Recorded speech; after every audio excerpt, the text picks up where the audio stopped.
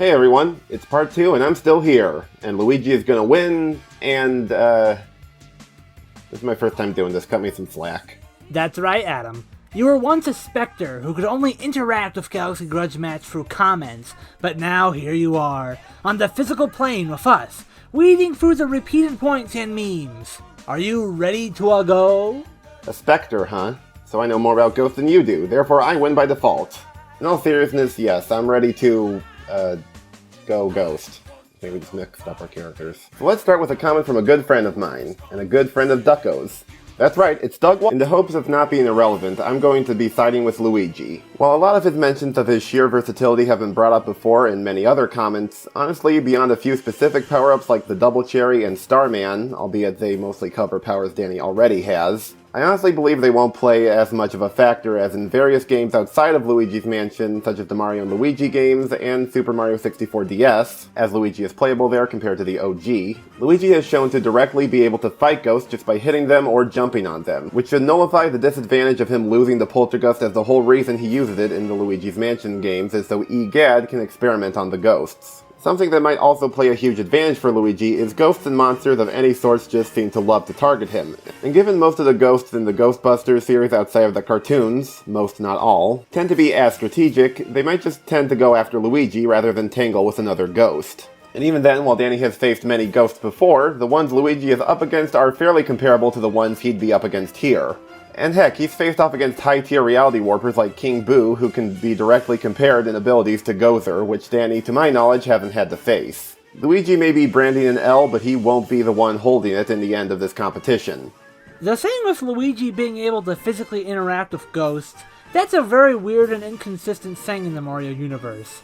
In those RPG games, the brothers can, in fact, harm ghosts with their basic moves. But in other Mario games, and most importantly, in Luigi's Mansion games, which focus entirely on ghosts, they established that fighting ghosts head-on is a bad idea.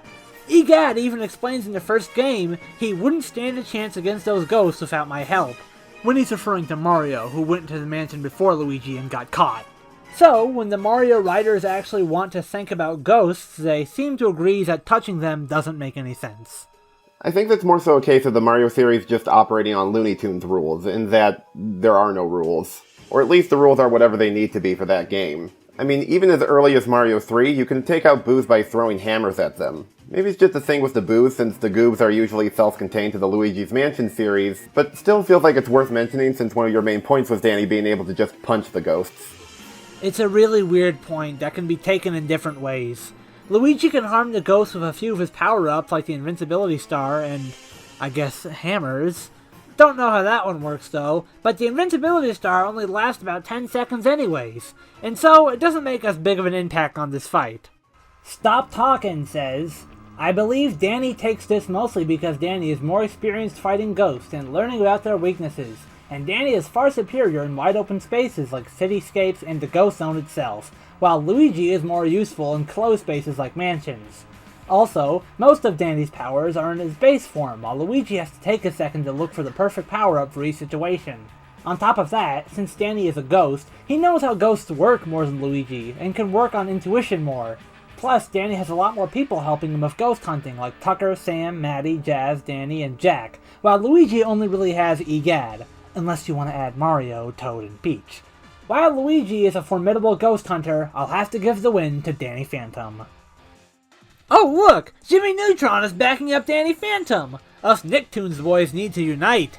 Well, now all we need is Butch Hartman himself to comment and we'll be set. Hey Hart fans, I'm going to leave my video prediction today for Luigi vs Danny Phantom. Here we go. I will agree that Danny does have more experience overall when it comes to busting ghosts, but I think Luigi is really being undersold in this regard. In Danny's case, it usually takes him a while to figure out his opponent's weaknesses, even taking him up to 2 nights to take down a villain he's already fought before. Whereas in the second Luigi's Mansion, there's not just 1 mansion to go through, but 5, and he went through them all in 1 night. All 5 of those mansions having enemies he's never even encountered before. Luigi is definitely good at taking on new threats, which is something he shares with Danny. I think when it comes to their skills of ghosts, they might be evens, just about. They've gone up against a large variety of ghosts already, so dealing with the Ghostbusters ghost shouldn't shock them too much. Also, Luigi's powers may not be as good as natural abilities, sure, but a lot of them I'd argue even surpass Danny's powers. Aside from what I brought up in part 1, Luigi's also got stuff like the golden flower to just turn ghosts into coins. And I don't remember Danny being able to transmutate. Plus there's the copy flower, which duplicates Luigi to up to hundreds of times compared to Danny's measly 5. And oh yeah, Tucker's gonna be so helpful here simping over the wolf lady. What a valuable asset he is. Transmutating the ghosts is definitely unique, but does it really do anything better than just outright blasting the ghosts away? It's a fun way to stop the ghosts, but it is just stopping them in a different or odd way. The copy flower, meanwhile, is a bit trickier. We see that the clones can only really run and hop on enemies, doing the exact same movements, very similar to how the clones operate when you use the cherry. They just copy Luigi's movements, whereas Danny's clones can act independent and do their own things, which makes them more useful in my opinion. Luigi's clones will be good for hopping on skeletons, but I'm still not positive on if he can touch ghosts with just his feet, considering how inconsistent that all is with Luigi's Mansion. I mean, if they're just reduced to gold coins, they might as well be destroyed. And even if they're just copying Luigi's movements, that's still 100 to 5. Put a superstar on top of that, and the 10 seconds ain't gonna matter. That's just a whole street of ghosts dead. Dead-er? I don't know. If Adam makes another horny comment, I'm switching sides. But as of now I'm siding with Luigi. Max's argument seemed to hinge on Luigi's poltergeist being his only option to harm ghosts. But in the DSRPG games, Mario and Luigi are able to attack ghosts and even just beat them down by jumping on them and smacking them with their hammers. So both of their full arsenals should come into play here. Luigi is also the only one here with defensive options on top of offense. He has several power-ups that grant him temporary invincibility, as well as various mushrooms to heal him, restore his stamina, and revive himself if the ghosts knock him out. Once Danny is done, he's done. And he's the only one of the two where using his abilities drains his stamina, so Luigi is going to be far more difficult to tire out. Given that Danny himself isn't aware of the bet the Ghostbusters made in this scenario, and the fact that there are still multiple other parties here to deal with, I'd imagine he wouldn't feel the need to push himself as far as Max said he could. GRUDGE is a thing as well. If I'm remembering right, he acts essentially as a second Luigi, so that means Danny's cloning isn't as big of an advantage as it would otherwise be. Also, the last minor point is that Luigi does still have access to elemental-based attacks outside of the poltergeist. He has fire and ice flowers to grant him those powers, but he can also fire lightning without the need to use a power-up. Also, I dislike All for One versus the Annihilator. Tamatoa versus the Golden Queen is a much more based and poggers matchup. I especially agree with that last point, Biff. Glad you've come around to Golden Queen supremacy. And just like that, you've lost the support of Biffweed. That whole touching ghosts thing is something I brought up earlier, and I still have issues with the idea. I think there are only a select few items that Luigi can actually use here, and the fact that they run out so quickly is pretty bad for Luigi. Also, Danny has defensive options too, able to go completely intangible and create barriers and shields if he needs it. But again, that would involve him exerting himself. I know you brought up a lot of cases for Danny lasting long, but I still see that as an issue here, especially since his competition can just pop a shroom and get right back into it. I agree that getting tired is probably Danny's biggest obstacle against a more cartoony Luigi, who never seems to get tired. But, in this circumstance, I still believe Danny would be trying really hard to overcome it. To him, it's just him and Luigi trying to fight against these odds, since the Ghostbusters aren't helping. I think with that kind of motivation, Danny will push through the night, considering he's fought throughout nights before, and can destroy these ghosts pretty casually. Hey, I know you're not a fan of the Luigi could just suck Danny up thing, but, you know, Danny being a ghost himself, he's shown to be vulnerable to his own ghost hunting tech before. Just saying.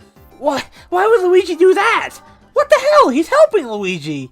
Would Luigi bust his own dog if he came up to him during all of this? Well, you know, it is going to be pretty chaotic out there, and accidents can happen.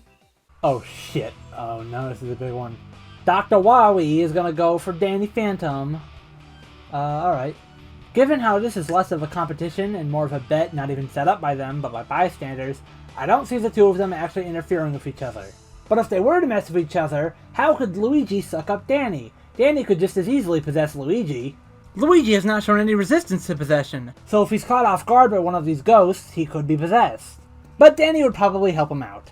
As versatile as the Poltergeist is, Danny's physiology and abilities are more adapted towards this sort of combat, and especially to this scenario. The Poltergust takes time to capture ghosts, even if it can suck up multiple at a time, while Danny's Thermos is more instantaneous. The deal breaker is that it takes Luigi more time to catch the ghosts. Because of this, Luigi also needs to be more aware of his surroundings than Danny. At any moment, Luigi could have his hold on a ghost broken by another one. Luigi usually deals with a single room full of ghosts within a mansion or a similar sort of deal. Not exactly a whole city swarming of them. Danny does have that sort of experience, and since it takes him less time to catch a ghost already, he'd be all set. Luigi has shown that he can damage the ghosts in his universe, but this is a minority of the times, and in those cases they are usually done when they are in a corporeal form, such as in Mario 64. These same ghosts also play what is basically normal sports with them on occasion. Luigi's power-ups might grant him an edge against the ghosts, but the ones that really matter are abilities that Danny has covered naturally, and or more efficiently. Given that the power-ups that Luigi has that would help him here, invincibility, intangibility, flight, duplication, etc., either run on a time limit or are taken out by one clean hit. Luigi would also need to balance the usage of them. Luigi's style of catching ghosts with the Poltergust wouldn't provide him with proper balance when he's using his flight, meaning Luigi wouldn't be able to fully take advantage of flying. The closest Luigi has to a projectile that would actually work on ghosts is the light box and the hammer suit, and even then, would the light box even work on the Ghostbusters ghosts? The hammer suit also doesn't have the farthest moving projectiles either, while everything Danny has to work with is designed to keep up with the paranormal. Danny, on the other hand, has a handful of projectile-based abilities from the throw out. This, combined with his far more natural flight, would allow him to hit and catch ghosts that would be way trickier for Luigi to hit. Danny also has something that Luigi just doesn't. The Ghostly Whale provides Danny a way larger radius to exorcise ghosts than, say, Luigi does chasing them with his invincibility or throwing hammers at them. Aha, you see? Even if Luigi decided to become a pesky plumber, Danny could, in turn, possess him. It works both ways, you guys.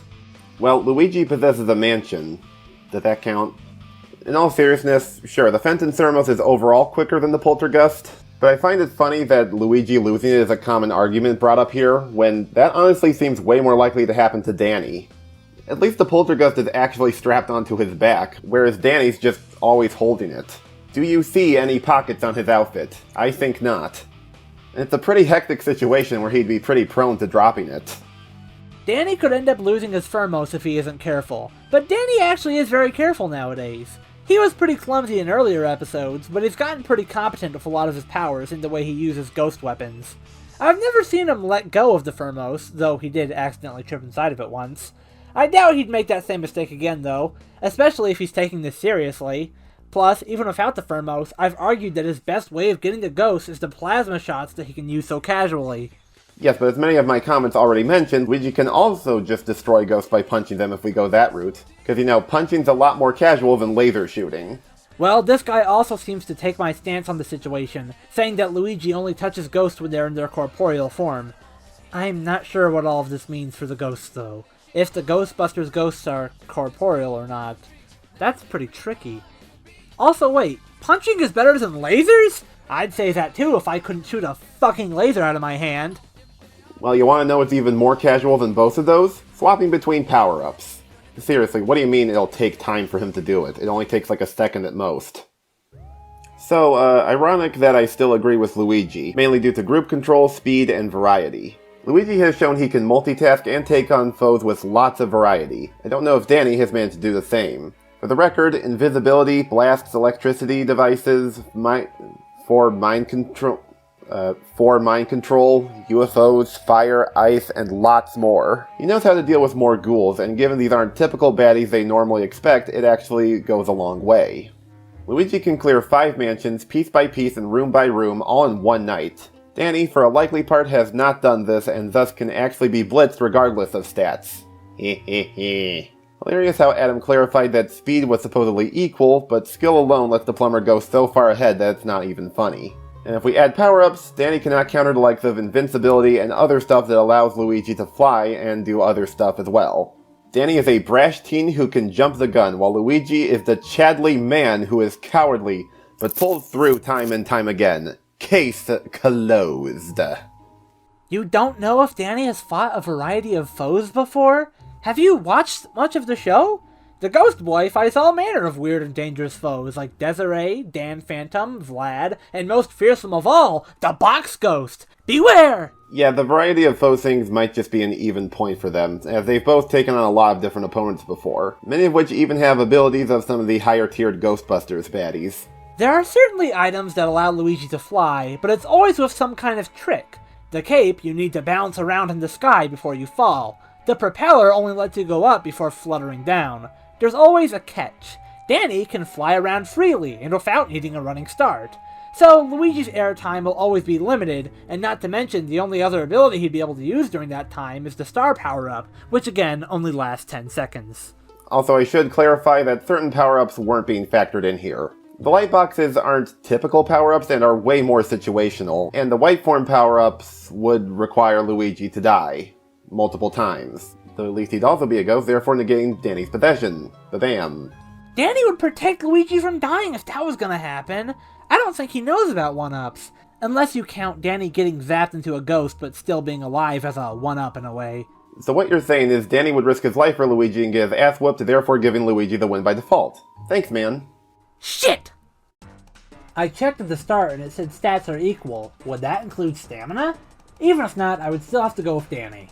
Him lasting 2 days should be enough. He has abilities that work far better against larger hordes of enemies, big lasers, the scream, etc. Luigi has power-ups to match Danny's mobility, yes, but things such as the propeller suit and Tanuki suit are still far worse for mobility than just flying. Even then, I'm unsure how the Poltergust would work with power-ups such as the Mega Mushroom. Besides the Mega Mushroom, Luigi's best power-ups are the Temporary Star and the Invincibility Leaf, which only appears in extremely specific scenarios. Overall, pretty close, but because of the mobility and better ways to deal with hordes, gotta side with Daniel Fantanil. Very good. I don't think stamina really counts as a stat. Stats equalize was just referring to strength, speed, and durability. You know, all that jazz. Though again, the very nature of the Mario universe means that Luigi is a lot less likely to tire himself out, and even if that happens, he's also got ways to get back into the action. Meanwhile, Danny's got no such way around that if he uses up all his ghostly wails. I agree that stamina probably isn't a stat that would be equalized here.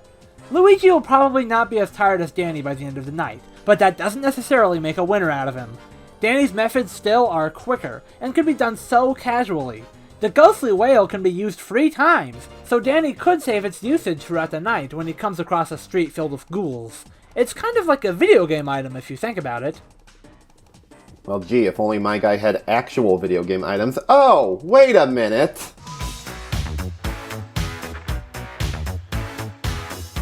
Ooh, did you feel that chill? The chill of a ghastly phantom that was once a part of this show but has now been forgotten? It must be the vengeful spirit of the pole, upset at its untimely murder. But alas, it was never meant to be. It's been an honor debating with you, Max, but now it's time for one of us to be player 2. And I would like you to do the honors of making it me. He caught them all because Danny Phantom was ultimately our winner, though it has dethroned Sonic vs. Bart as the hardest episode to decide. I mean, these two had so many similar methods to take care of ghosts, and both have fought such a large variety of ghosts, finding out who could catch more of these ghosts was actually really tricky. Yeah, this was not easy for us to figure out, but while Luigi is once again coming in second, I ultimately have to agree. What made me concede was that while Luigi can match and even surpass many of Danny's abilities through power-ups, it doesn't change the fact that Danny naturally has all these abilities, and without certain caveats like losing them after taking damage. Plus, Danny's natural flying is a lot less limited, and no matter how I try to cut it, the Phantom Thermos is just a way more convenient tool for ghost catching. Even with a fully upgraded Poltergust, Luigi still needs to struggle with the ghosts before he can actually capture them. This is more in line with the Ghostbusters, yes, but considering they can struggle with weaker ghosts, not exactly as big of an advantage as I made it out to be. It's also worth noting that many of the ghosts that Gozer used in Ghostbusters aren't major threats that really require maximum effort. Danny is more likely to tire out than Luigi, yes, but it's unlikely that these ghosts will be capable of wearing him down. The people from the Titanic are definitely not going to be giving Danny any trouble. Plus, as time goes on, I think Luigi will also be in some trouble, as he'll be running out of power-ups. And it's far easier for Luigi to run out of power-ups anyways, with a single hit being enough to take them away. Plus, while I don't think Luigi's cowardice is going to be that huge of a factor, as he's overcome it before, he is still more prone to getting startled and scared off than Danny is. Not to say Danny hasn't gotten scared, but he's always stood his ground more. On top of that, Danny is just generally faster when it comes down to their methods, especially since he can more consistently just outright destroy ghosts rather than capture them. Danny's also got way better options for crowd control with stuff like his ghostly wail, or using magnifying glasses, I guess. And yeah, bringing in outside help, Danny having actual ghost hunters as parents would be a lot more useful than EGAD just sitting on his ass and giving him fun facts about ghosts. Still, even though I'm certain our fanbase will have a backlash towards Luigi losing, everyone seems pretty stoked on him. This was a really fun episode to do with you.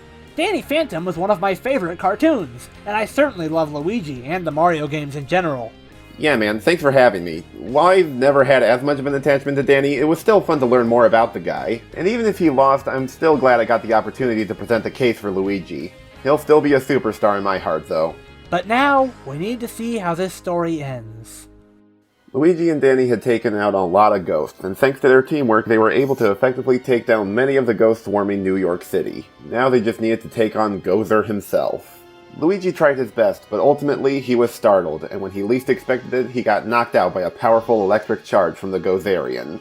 Danny thought all hope was lost until he got an idea. Quickly, he flew over to the resting Ghostbusters and duplicated into 4 Dannys as they each took one of their proton packs. Since you guys don't plan on helping out anytime soon, Danny arrived in front of Gozer with the proton packs and shot them at the god, crossing the streams and blasting Gozer back to their dimension.